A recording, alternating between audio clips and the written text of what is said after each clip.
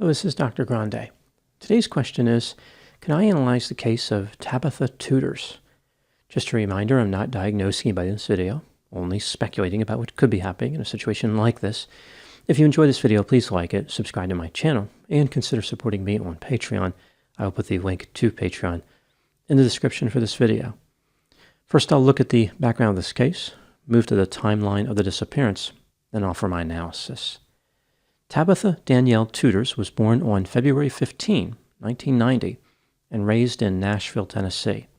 Her parents, Bo and Deborah, had two other children, Kevin and Jamie, who were a few years older than Tabitha. Kevin was about 12 years older, and Jamie was about 8 years older.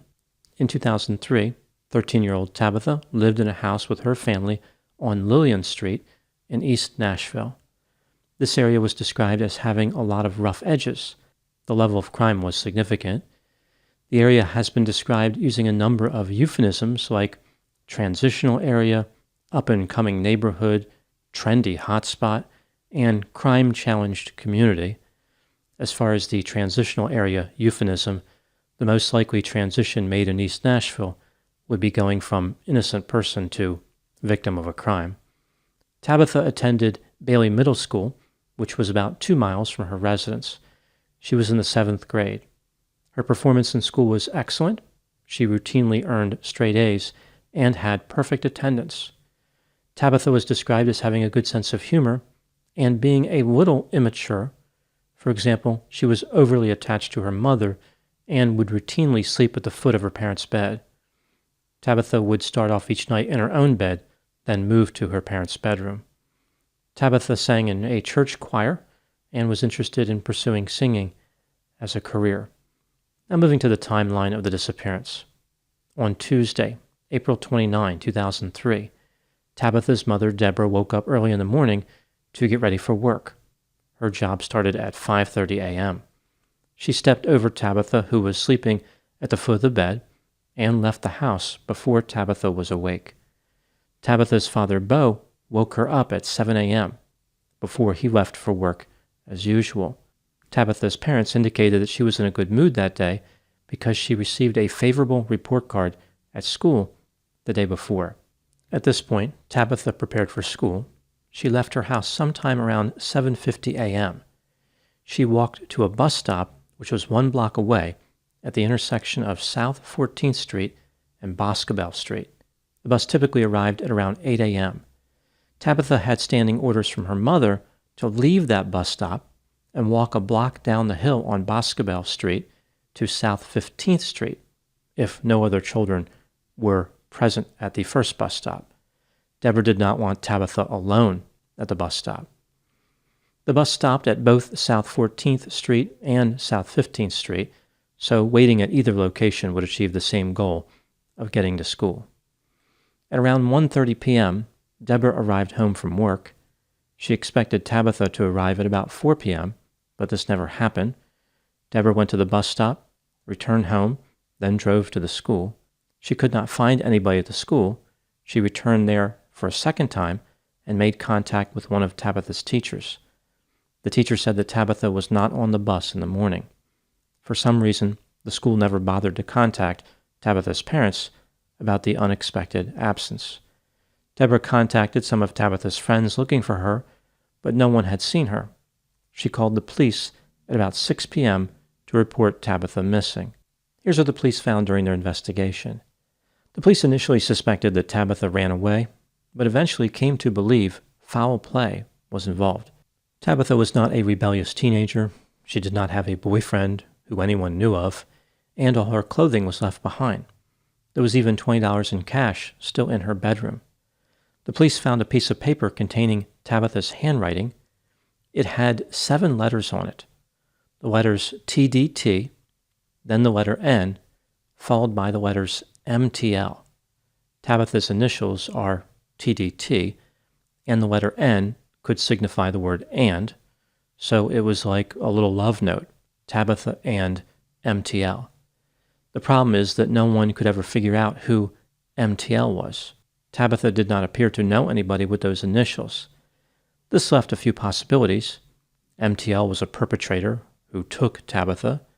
MTL did not exist or was someone that Tabitha never met, or the note didn't mean anything. Tabitha was just fantasizing when she wrote it. Several eyewitnesses spotted Tabitha on the morning of April 29. A man saw her at South 14th Street and Boscobel Street. A woman saw her in the same area, and 2 of her classmates saw her. One of those classmates, an 11-year-old male, told the police that he saw what happened to Tabitha. The boy said that a red car driven by a black male wearing a baseball cap pulled over on Boscobel Street where Tabitha was walking. Tabitha entered the vehicle. The red car made a U-turn and drove back up the hill toward South 14th Street. It's not clear if the boy actually saw Tabitha get into the vehicle. The credibility of the boy is in question, but his story was corroborated in one way. The police had dogs track Tabitha's scent. They lost the scent on Boscobel Street, halfway between South 14th Street and South 15th Street. This is consistent with the story about the red car. The witnesses who saw Tabitha reported that she was holding something in her hand and looking at it, perhaps the report card that she was proud of. She did not appear to be looking for anyone and was not in a hurry. The bus driver did not see her. As the police started to look for potential suspects, they noticed that Tabitha's older sister, Jamie, had a boyfriend who had once lived in the family residence. He was black and drove a red car. The police cleared him after learning that he had an alibi. One of Tabitha's friends came forward and said that on one Saturday, they went to a local library to use a computer. Tabitha logged on and accessed chat rooms. The police seized the computer identified by the friend. They were able to confirm that Tabitha used it, but no other information was found. By that point, all the data related to Tabitha's alleged communications had been overwritten by other activity. The police received a few tips from individuals who thought they knew various creepy men who could have been involved, but the men had alibis. About 5 months after Tabitha disappeared, a man named Millard Earl Smith was arrested for assaulting a 17-year-old girl. He had picked up the girl on his motorcycle and taken her to his trailer. Millard did not have an alibi and was considered to be a person of interest. He denied any involvement in Tabitha's disappearance. In June 2008, an unusual tip came into the family. Deborah's niece had a tattoo shop. A man who spoke to the niece in the shop claimed that he had information about the case. The man said that he was riding a bicycle on the day Tabitha disappeared and saw her enter a green car. This, of course, contradicted the 11-year-old witness who said Tabitha entered a red car. The police started looking for people who had a green car, but they didn't have any more success than they did when they were looking for someone who had a red car. About 7.5 years later, on February 10, 2016, a local woman came forward to the police and said that she just realized she knew of a person who had a green car. She identified this green car possessing individual as a man named Juan, who was 19 when Tabitha disappeared. Allegedly, Tabitha would spend time with Juan smoking cigarettes. The woman said that Juan talked about how he was worried that the police would be looking for a car like the one he had been driving, and said something like it wasn't supposed to happen that way. The police cleared Juan of any wrongdoing. They said the woman embellished her story. The police continued to investigate Tabitha's disappearance. At the time making this video, she remains missing. Now moving to my analysis. The police believe that foul play was involved in this case, and Tabitha's family members agree. Others look at Tabitha's age and the circumstances of the disappearance and think it's more likely that she ran away. Let's take a look at the factors both for and against the idea that Tabitha was the victim of foul play, starting with the factors that support this theory. Tabitha may have been 13 years old, an age where running away is not unheard of, but she was immature for her age. For example, she was strongly attached to her mother and slept in her parents' bedroom. Tabitha had never climbed into a vehicle with a stranger. She was told not to do this and had an aversion to it. She had a perfect attendance record in school and performed well academically. 2 weeks after her disappearance, Tabitha was scheduled to visit an amusement park. She was excited about the upcoming trip. Now moving to the factors that contradict the theory that Tabitha was the victim of foul play. Investigators doubt the credibility of the 11-year-old witness who claimed to see the red car. This witness was the only one of a few children at the bus stop who saw the car. Tabitha may have been involved in activities that her family did not know about. For example, going to the library and using a computer to access chat rooms, smoking cigarettes with a 19-year-old man who lived nearby, and of course potentially having a relationship with a person who had the initials MTL. Tabitha was inquisitive and may have run away to discover new things. When considering all the evidence, do I think foul play was involved in Tabitha's disappearance? Yes. I think it's reasonable to believe that she was either abducted by force or by deception. The perpetrator almost certainly used a vehicle. I don't know if it was red, green, or some other color, but it would have been difficult to conduct the kidnapping without private transportation. Tabitha may not have initially believed that she was being victimized, but no matter how the contact with the perpetrator started out, a crime was almost certainly committed at some point. I think it's likely that Tabitha is dead. She was probably killed within a few hours of her disappearance. Moving to the next section, here are my thoughts in a few areas that stood out to me in this case. Item number 1 is how the perpetrator appeared to strike at the perfect time. Tabitha was not at high risk to go missing. She generally avoided dangerous behavior, and there wasn't much of an opportunity for her to be kidnapped in a way that was safe for a perpetrator. Arguably, there were only 2 windows of opportunity for the kidnapping that would be acceptable to most perpetrators. The 10 minutes in the morning when Tabitha was walking to the bus, or the 10 minutes in the afternoon when she was walking home from the bus. Which brings me to item number 2. Assuming there was a perpetrator, and assuming it was a man, this man almost certainly knew Tabitha. The narrow window for the kidnapping could have been exploited by a stranger, but how did he get Tabitha in the vehicle? It doesn't seem as though Tabitha intended to go missing on that particular day. Perhaps there was some type of open-ended arrangement between Tabitha and the man who picked her up. Like she was communicating with the man for some time. He told her he would try to pick her up one day when she was walking to the bus stop. He did not know which day it would be, but she should be ready to go whenever the time came. On April 29, Tabitha saw the man pull up and climbed in his vehicle. Item number 3. If a stranger was involved in Tabitha's disappearance, he must have had ties to the area.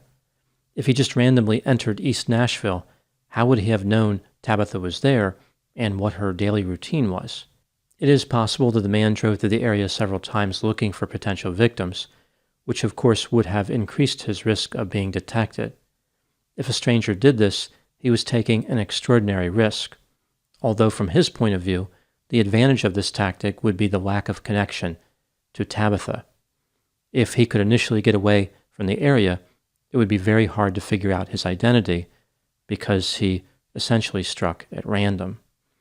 Item number 4 is the story about the red car. When looking at the area, it's hard to believe that there could be multiple children waiting for the bus at the intersection of Boscobel Street and South 15th Street, but only one would see this mysterious red car. From the intersection, there is a clear view back to South 14th Street. The red car should have been spotted by everyone who was standing there. Furthermore, the 11-year-old witness specifically referenced the car performing a U-turn and driving up the hill. The area of Boscobel Street near South 15th Street is relatively flat. The part with the hill is closer to South 14th Street. This means the red car encountered Tabitha at about the halfway point on Boscobel Street or even closer to South 14th Street. The dogs the police used to track the scent also support this theory. They were about halfway down Boscobel Street when they lost the scent. This is a long block. How would the 11-year-old witness have been able to see the driver so well that he could both identify his race and see a baseball cap?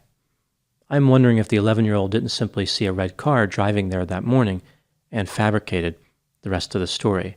Perhaps he wanted to be part of the excitement. He wanted to pretend to make some type of meaningful contribution to get the attention of everyone who was interested in finding Tabitha. Now moving to my final thoughts. The disappearance of Tabatha Tuders is a mystery. It is a case that has had many leads, but very little credible information.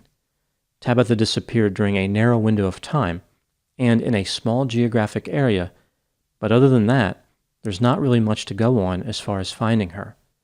This case taps into the worst nightmare of parents. To have a child disappear while walking to a bus stop is terrifying. It doesn't appear as though Tabitha did anything to increase her risk. There is no record of her communicating with dangerous people, yet she is gone.